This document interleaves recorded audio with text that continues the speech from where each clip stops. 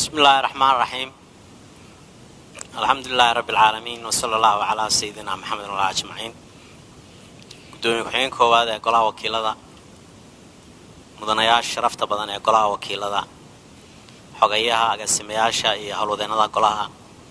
يبعض الصحافة وحان تكون السلام يا سلام السلام السلام عليكم ورحمة الله وبركاته. صباح ونكسن مدنيال عرجين يا inaan jimco wanaagsan soo qaadanay idinka iyo faamiladiina iyo ehelkaba waxaan guda galaynaa maanta hawl maalmeedkeenii taynaan guda galin waxaan ka codsanayaa xogayaha inuu hawlwadeennada golaha faro in la qaybiyo ajantii qalfadhigan si waafaqsan xeroosaadka iyo dastuurka Puntland goluhu wuxuu meel mariyay ajandaha iyo qorshayaasha uu ku shaqayn doono qalfadhigan hadii Ilaahay idin ka dhigo ajandayaasha waxaa ka mid ah waxaan ka soo gudubnay furitaankii qalfadhiga oo noo formation 12 bisha sidoo kale waxaan ka soo gudubnay ansixinta ajandaha rasmiga ah sidoo kale waxaa goluhu dhageystay warbixinta guddiga joogtada ee golaha wakiilada si waafaqsan qodobka 42 farqadiisa 7 ee xoroosaadka golaha wakiilada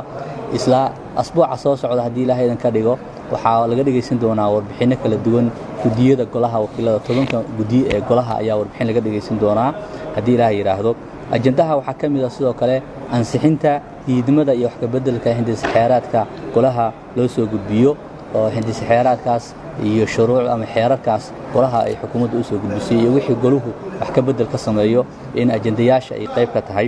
sidoo kale waxaa ka mid ah isla xisaabtanka golaha dhexdiisa oo arrimahaas ku saabsan sidii goluhu ugu diyaar garoobi lahaa ajandayaashiisa uu meel mariyay waxaa ka mid ah xisaabtanka xukuumadda ama hay'adaha kala duwan ee dawladda iyo arrimaha colaadaha ka jira qaybo ka midan beelaha Puntland arrimahaas oo iyana u baahan in goluhu doorkiisa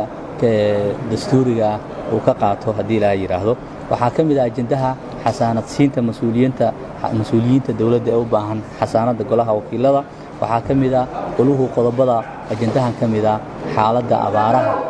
iyo biyo la'aanta ka jira deegaanada Puntland oo sida in la socono roobkii oo aan ka diin deegaamada Puntland qaybihiisa kala duwan arintaas ayay u baahan in goluhu uu wax ka yiraahdo isla markaana hay'adaha kala duwan ee qaabilsana uu goluhu kala hadlo hadii la yiraahdo waxaa ka mid ah heshiisyada dekada Boosaaso garoomada Puntland iyo maxjarada in waa ka mid ah ajandayaasha waxaa ka mid ah ajandayaasha xaaladda dhaqaalaha dib u eegista taleefooyinka cashuuraha iyo sicid bararka ka jira Puntland waxaa ka mid ah ajandayaasha barnaamijka dimuqraadiyadda dhismaha golayaasha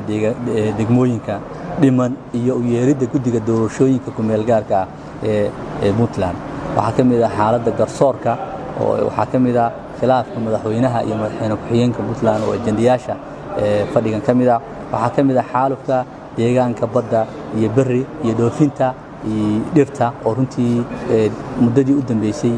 deegaamada Puntland ku soo badatay in la jaro dhirta la jaro wax ku oolka waa deegaanka waxaa ka mid ah amniga guud waxaa ka mid ah difaaca xuduudaha iyo arrimaha ka soo cusboonaaday gobolka Sanaag waxaa ka mid ah ajandayaasha fadhigan hadii la yiraahdo ansixinta xisaab xidhka sanad maaliyadeedka 2021 ajandayaasha ugu muhiimsan ee golaha hor yaala fadhigan waa intaas waa mahadsantihiin بريتو إن شاء الله دي لها إذا كإدمو وحن بلابي دونا وربحنتي قدية قلها وحن نايسن دونا 11 واحد اثنين إيه 3 مدن يلان هنك هاد صفة عن اسم مغلنا 1 2 إيه 3 11 نايسنا سيدا وقباه حروسات كينا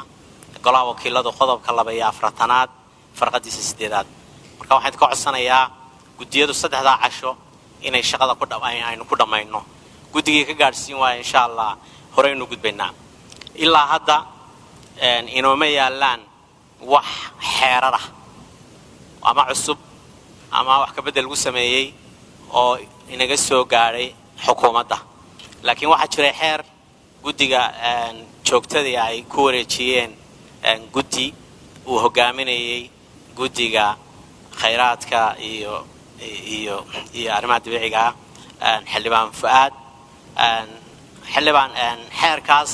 miyaynu shaqadiisa hadda idin diyaar tahay mise waynu ka horeynu u soconaynaa gudoomiye waa mahadsan tahay xeerkaas warbixin baan ka diyaarinay marka golahan la wadaagi doonaa warbixinteedaan kusoo daraynaa insha allah xildhibaan Fuad waa mahadsan yahay haddii xeerkaasi aanu diyaarhayn mudanayaal horeynu u soconaynaa shaqo xoog leh oo baaxad leh bay noo taal waqtigana ma rabna inaan beerdarayno qodobka inoogu xigi doonee markaa khamiista aan ka bilaabaynaa waa isla xisaabtankeennii golaha intaynaan isla xisaabtankii weynaa ee cuslaa ee miisaanka lahaa gudagelin kaa maalin baynu ku gabagabeynaynaa haddii ilahay idmo maalinta khamiista inaynu arrintaa iska gabagabayno dabeedna waxay shaqo xoog leh ka bilaabaysaa aynu horey ka gelaynaa muddo badan baa annagana nagu canaanateen isku wada canaananay la xisaabtankii baa la geliya goluhuna ha u diyaar garoobo maalintii hore waa kii waqtigu inaga dhacay waxa aan ku fiicannahay shaxdii baa inoo diyaarsanayd maalintii hore la sameeyey isla xisaabtanka iyo wasiirada iyo maalintii hore inagoo wasaaradda duulista iyo hanti dhowrkiiya keennay oo ay inoo qorshaysnaayeen waa tii dee golaha aynu sida degdega aynu isaga xidhnay shaqaaqadii ka dhacday boosaaso iyo hawlaha awgeed marka insha allah waa loo diri doonaa wasiirada oo dhan iyo golayaasha hay-adaha kale ee dowladda insha allah laakiin waana idin horkeenayaa laakiin inta ka horeysana madax gudiyadu inay noo akhriyaan warbixintii gudiyadu ay soo diyaariyeen labadii kal fadhi halkaana waxba inooga soo bixi doona insha allah kariim markii aynu taa dhamayno waxa la gelayaa waa la xisaabtan wax kaloo waqti lagu luminayaa ma aysan jiraan mudanayaal idinku soo dhawaada